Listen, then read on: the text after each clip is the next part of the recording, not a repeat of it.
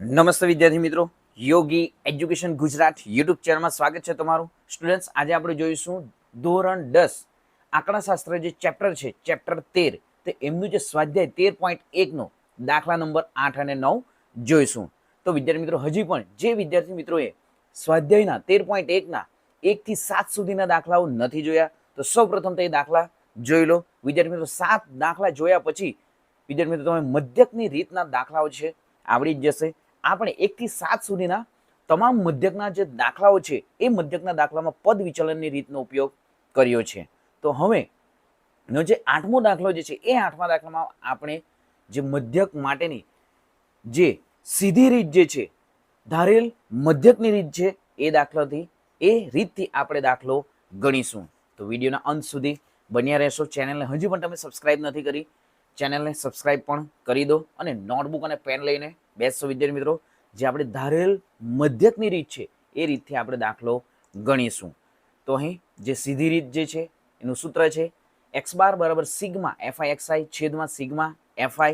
Next ધારેલ મધ્યકની રીતનું સૂત્ર છે x બાર બરાબર a પ્લસ સિગ્મા fidi છેદમાં સિગ્મા fi. અને પદ વિચલનની રીતનું જે સૂત્ર છે x બાર બરાબર a પ્લસ સિગ્મા fiui છેદમાં સિગ્મા fi ગુણ્યા h. તો આ ત્રણ સૂત્રો મધ્યકની રીત, જે મધ્યક શોધવા માટેના સૂત્રો છે, ખાસ યાદ રાખવા. આજે આપણે ધારેલ મધ્યકની રીતથી દાખલો ગણીશું. અને વિદ્યાર્થી મિત્રો, જ્યારે પદ વિચલનની રીત જ્યારે આપણે ઉપયોગ કરતા હતા ત્યારે જે વર્ગોની લંબાઈ જે છે એ વિદ્યાર્થી મિત્રો સરખી રહેતી. જ્યારે પદ વિચલનની જે ધારેલ મધ્યક રીતમાં વિદ્યાર્થી મિત્રો જે વર્ગ લંબાઈ જે છે એ અલગ હશે. તો જોઈએ આપણે જે દાખલો તમે જોઈ શકો છો સ્ક્રીન પર. 8મો દાખલો છે કે એક વર્ગના સમગ્ર સત્રની 40 વિદ્યાર્થીઓને જે ગેરહાજરીની યાદી વર્ગ શિક્ષક પાસે છે, વિદ્યાર્થીઓની ગેરહાજર દિવસોની સંખ્યાનો મધ્યક શોધો. તો અહીં ગેરહાજર દિવસોની સંખ્યા 0 થી 6, 6 થી 10, 10 થી 14, તો આ પ્રમાણે 38 થી 40 સુધીની છે. અને વિદ્યાર્થીઓની સંખ્યા એટલે કે આવૃત્તિ જે છે 11, 10, 7, 4, 4, 3 અને 1 છે. તો અહીં તમે જોઈ શકો છો 0 થી 6 વર્ગ છે, 6 થી 10 છે, 10 થી 14 છે, 14 થી 20 છે. તો અહીં વર્ગ લંબાઈ જે છે 0 થી 6 એટલે કે 4 વર્ગ લંબાઈ છે. 6 થી 10 તો અહીં પણ 4 છે. 10 થી 14 એમાં પણ 4 છે. પરંતુ તમે અહીં જોઈ શકો છો 10 થી અહીં 0 થી 6 6 ની છે, 6 થી 10 4 ની છે, 10 થી 14 4 ની છે, 14 થી 20 6 ની વર્ગ લંબાઈ છે, 20 થી 28 8 ની વર્ગ લંબાઈ છે, 28 થી 38 8 ની છે. તો અહીં જે વર્ગ લંબાઈ જે છે અલગ અલગ છે. તેથી વિદ્યાર્થી મિત્રો આપણે જે રીત જે છે એ વિદ્યાર્થી મિત્રો જે સૂત્ર જે છે x બાર બરાબર ધારેલ મધ્યકની રીતનો આપણે ઉપયોગ કરીશું. x બાર બરાબર a પ્લસ સિગ્મા fidi છેદમાં સિગ્મા fi. તો આ રીતનો ઉપયોગ કરીશું. હવે વિદ્યાર્થી મિત્રો પદ વિચલનની રીતમાં પણ જે 5 ખાનાઓ હતા, તો અહીં જે ધારેલ મધ્યકની રીતમાં પણ આપણે 5 ખાના દોરવાના રહેશે. તો સૌપ્રથમ તો વર્ગ, આવૃત્તિ, મધ્ય કિંમત રહેશે અને અહીં ડીઆઈ. તો ડીઆઈ એ શું છે એ પણ આપણે જાણીશું. અને ડીઆઈ બરાબર xi માઇનસ એ છેદમાં fi ડીઆઈ. તો આ પ્રમાણે વિદ્યાર્થી મિત્રો 5 ખાના દોરીને આપણે લખવાનું રહેશે. તો જોઈએ હવે સૌપ્રથમ તો જે આવૃત્તિનો આપણે સરવાળો કરીશું. તો 11, 10, 21, 21, 7, 28, 4, 32, 4, 36, 36, 3, 39 અને 1, 40. તો સિગ્મા fi, જે સિગ્મા fi જે છે એ શું થશે? અહીં આવૃત્તિનો જે સરવાળો જે છે એ આવૃત્તિનો સરવાળો 40 થશે. એટલે કે સિગ્મા fidi આપણને 40 મળ્યું છે. હવે મધ્ય કિંમત. તો મધ્ય કિંમત તો વિદ્યાર્થી મિત્રો તમને ખ્યાલ જ છે, અહીં આપણે અધઃસીમા વત્તા ઉર્ધ્વ સીમાનો સરવાળો કરી છેદમાં 2 લખીને આપણે મધ્ય કિંમત શોધવાની છે. તો અહીં 0 અને 6 એટલે કે 6 થશે છેદમાં 2. તો 3 દુ 6 થશે એટલે કે 3 છે. તો મધ્ય કિંમત અહીં 3 થશે. નેક્સ્ટ જોઈએ 6 અને 10 તો 16 થશે. 16 છેદમાં 2 એટલે કે 16 ના અડધા શું થશે? અહીં 8 થશે. 10 અને 14 અહીં વિદ્યાર્થી મિત્રો આપણે તમામ જે વર્ગો છે એ વર્ગોનો આપણે સરવાળો કરીને મધ્ય કિંમત શોધવાની રહેશે. 10 અને 14 24 થશે. 24 ના અડધા શું થશે? 12 થશે. હવે 14 અને 20 તો સરવાળો થશે 34.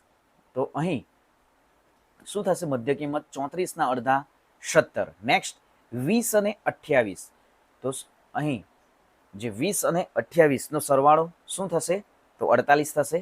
તો 48ના અડધા શું થશે? 48ના અડધા 24 દુ 48. નેક્સ્ટ 28 અને 38. તો અહીં ટોટલ જે સરવાળો થશે 30 20 50 8 દુ 16 60 અને 86 થશે.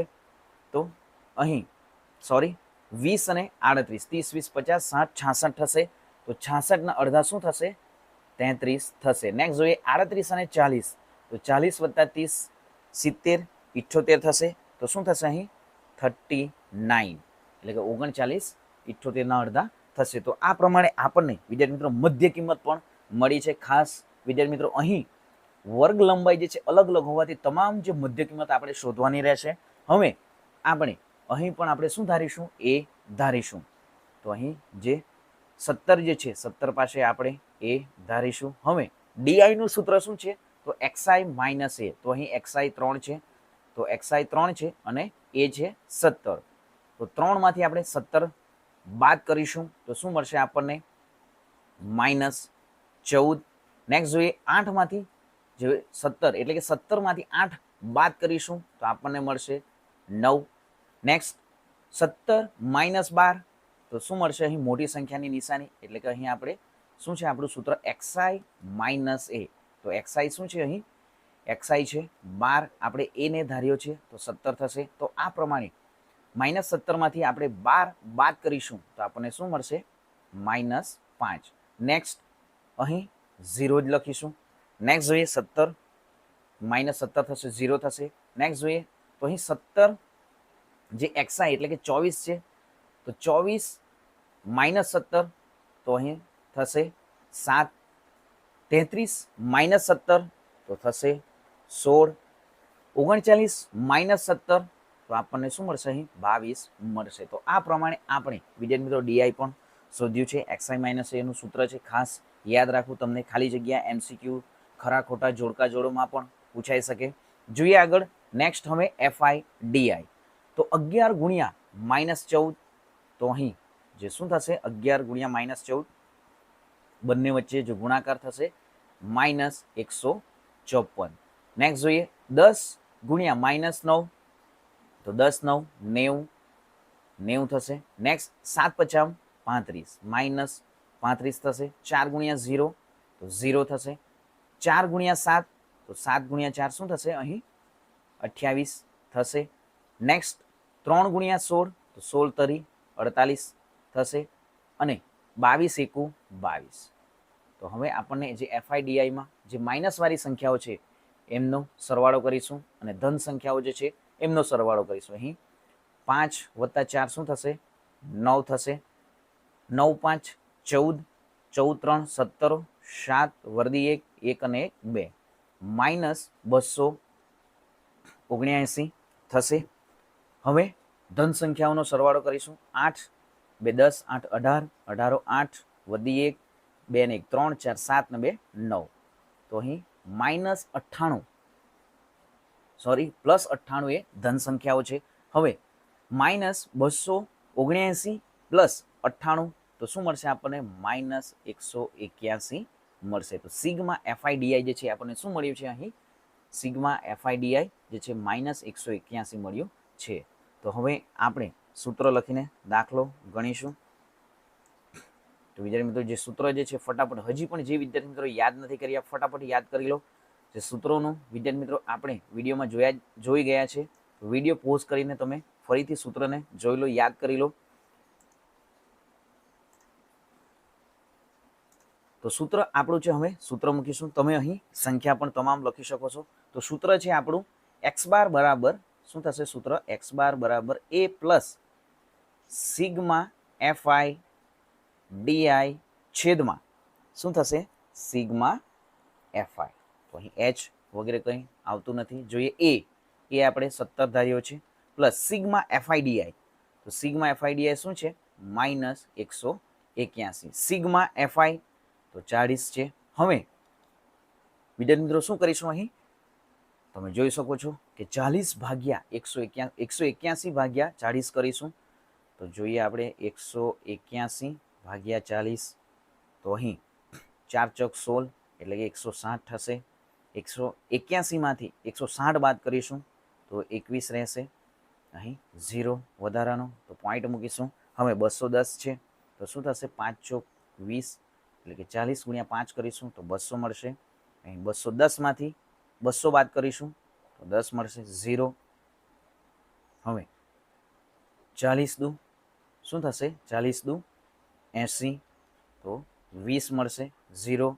તો ફરીથી શું કરીશું 5 ચોક 20 તો 200 તો 0 0 મળશે. આમ આપણને શું મળશે અહીં 17 17 ના 17 પ્લસ માઇનસ શું થશે માઇનસ 4 પોઈન્ટ શું થશે 4.525.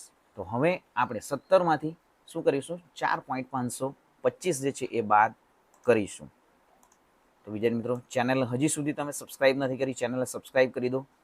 ધોરણ 10માં વિદ્યાર્થી મિત્રો તમે ભણો છો, બોર્ડની પરીક્ષા તમારે આપવાની છે, તો તમામ ચેપ્ટરો આપણે સ્વાધ્યાયના જે વિદ્યાર્થી સોલ્યુશન કરીશું. જે 24 માર્ક્સના જે હેતુલક્ષી પ્રશ્નો પૂછાય છે એમના પણ વિડીયો આપણી યુટ્યુબ ચેનલ પર તમને મળી રહેશે. તો ખાસ વિદ્યાર્થી મિત્રો ચેનલ સાથે જોડાયેલા રહેજો અને સંપૂર્ણ જે વિદ્યાર્થી મિત્રો વિડીયો જે રહેશે ફ્રીમાં મળશે તમને.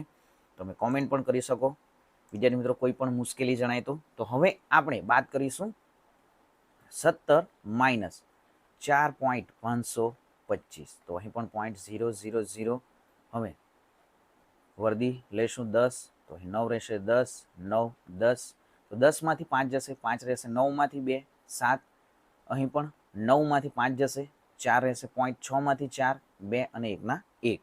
તો આ પ્રમાણે અહીં વિદ્યાર્થી મિત્રો તમે જોઈ શકો છો જે આ ઉત્તર પણ સાચો છે. અહીં 17 અહીં આપણો જવાબ શું થશે 12.475. અહીં ત્રીજી સંખ્યા પોઈન્ટ પછીની 5 છે, 5 કે 5થી વધારે તો આગળની સંખ્યાને આપણે પ્લસ કરી શકીએ.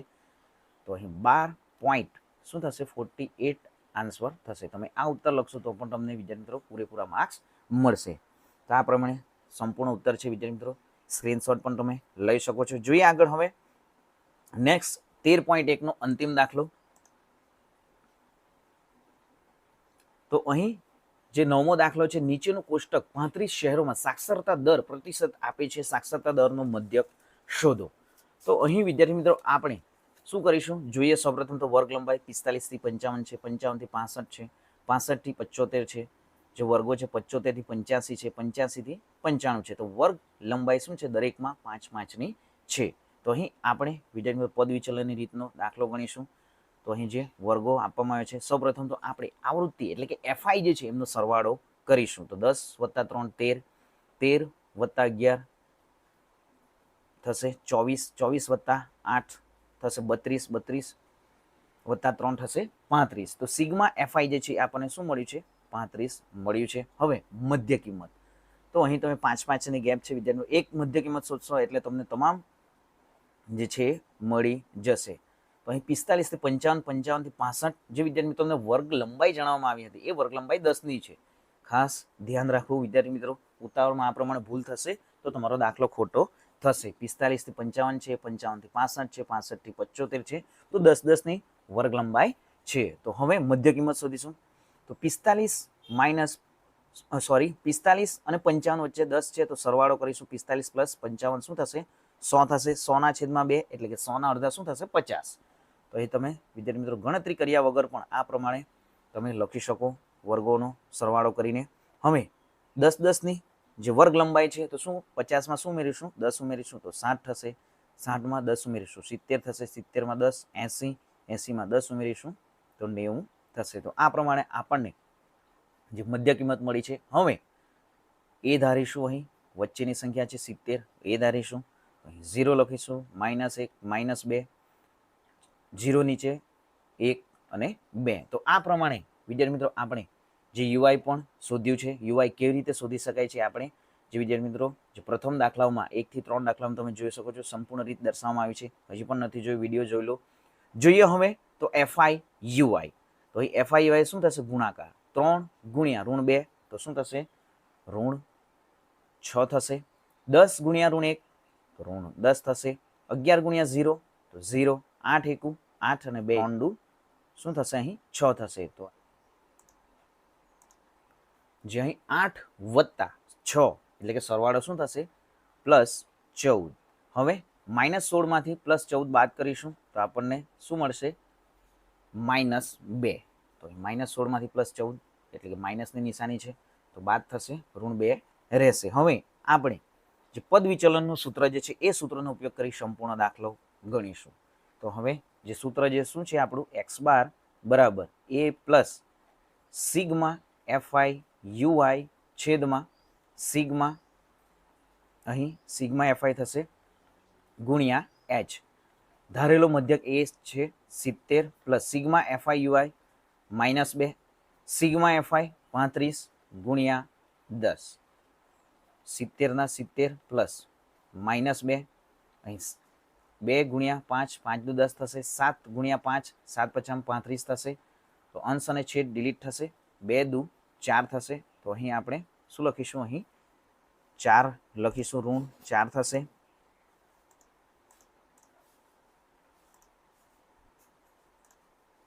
તો અહીં લખીશું ઋણ 4 છેદમાં શું બચ્યું છે, અહીં છેદમાં જે છે એ 7 બચ્યા છે. 70 પ્લસ માઇનસ માઇનસ, હવે અહીં શું કરીશું, 4/7. તો અહીં 0 પોઈન્ટ મૂકીશું. 7 ચોક 28, 7 પચામ 35 થશે. તો 7 પચામ 35, 40માંથી 35 બાદ કરીશું, 5 રહેશે.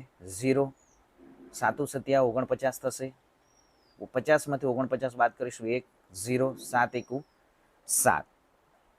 તો અહીં આપણને વિદ્યાર્થીઓ શું મળે છે, અહીં જે ત્રીજી સંખ્યા છે 1 છે, 5 થી નાની છે એટલે કોઈ પણ ચેન્જ થશે નહીં. તો 0.57. હવે જે 70માંથી આપણે શું બાદ કરીશું, 0.57. તો 70 માઇનસ 0.57, તો 6 રહેશે. 10 9, અહીં 10 9 10, તો 10માંથી 7 જશે, 3 9માંથી 5 જશે, 4 9 ના 9 ને 6 ના 6. તો જવાબ આપણને મળે છે 69.43. તો જે મધ્યક જે છે એ આપણને શું મળે છે, અહીં મધ્યક 69.43 મળે છે. તો આ પ્રમાણે વિદ્યાર્થીઓ સ્વાધ્યાય જે 13.1ના તમામ દાખલાઓ જે છે આપણે ગણ્યા છે. હજી પણ જે વિદ્યાર્થીઓ વિડીયો જોયો નથી એ વિડીયો જોઈ લો. અને હવે આપણે સ્ટાર્ટ કરીશું જે બહુલકના દાખલાઓ છે, સ્વાધ્યાય 13.2. તો એ દાખલાઓ જોઈશું. તો ચેનલને હજી પણ તમે સબસ્ક્રાઇબ નથી કરી, ચેનલને સબસ્ક્રાઇબ કરી દો, વિડીયોને લાઇક કરી દો. મળીશું નેક્સ્ટ વિડીયોમાં નવી જ્ઞાન નવી માહિતી સાથે. જય હિન્દ બાળકો, વંદે માતરમ.